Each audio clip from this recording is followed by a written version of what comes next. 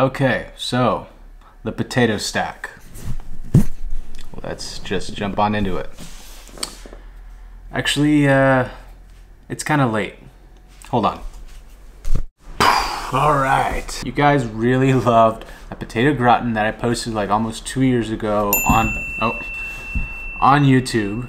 And I just noticed that it's trending everywhere. It's trending on TikTok and all that stuff. So let's just remake this in a different way.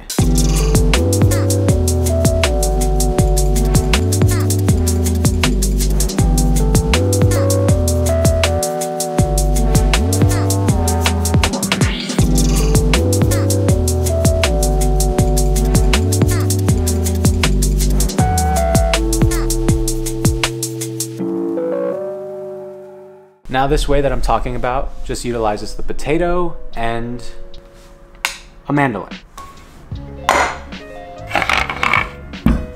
So basically just like 3 things.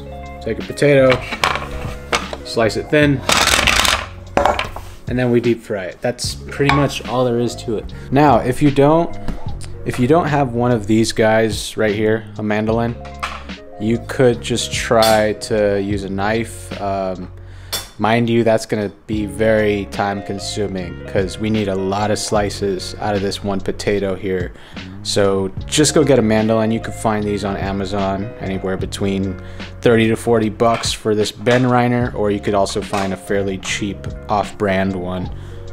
Now, since I'm not gonna make too many, I'm just gonna use a small pot like this, but if you're gonna make a bunch, I would suggest a larger pot that you could fit more oil into. Oil of choice today is just gonna be some regular canola oil.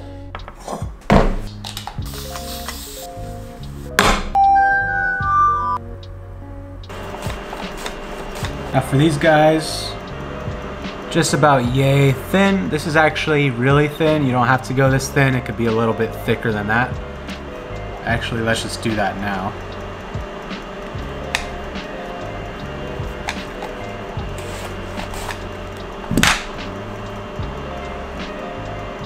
There we go. This thickness is totally fine too. About the thickness of a credit card, I'd say.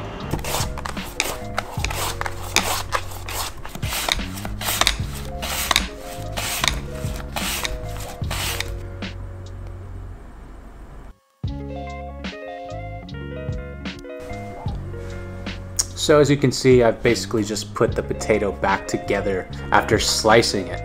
Now I'm just gonna sort of straighten out the edges. I can make it into 2 little cubes, or I can make it into long French fry looking sticks. Let's see. Just sort of press it down lightly.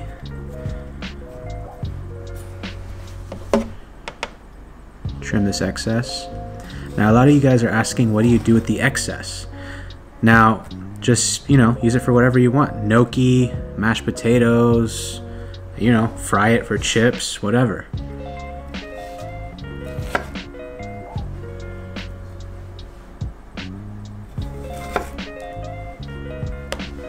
Now we've got a nice looking stack of potatoes. It's not perfect, we got little crevices here, but it's totally fine. Just make sure it's pressed down firmly, and they should stick together when they fry. I got my stack right here. I'm just gonna slowly lower it into the oil.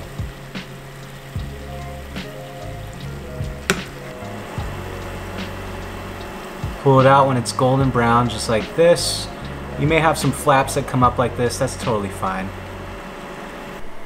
Okay, I've got these frying off, and then I have my little area where I put them onto a rack and then season them with salt.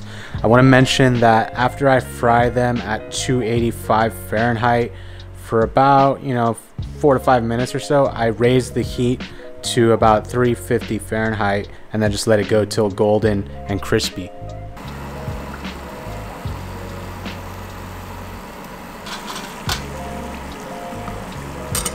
There we go, a perfect little potato stack, just like that. Try this out. The crunch is there. That's so good. Fluffy inside, crunchy outside. Beautiful. Some QP mayo on there. Japanese mayo, if you guys don't know. Gold flaky salt. My gold flaky salt is coming out in February. Just a heads up, stay tuned. Look at that gorgeous little bite right there. Beautiful. Look at those layers. So good. I was first inspired by my buddy Byron Talbot to make these. He makes these quite a bit. We've even made them together at pop-up dinners. Stay tuned, we're definitely gonna do some more in the future. But yeah, this was a really fun one.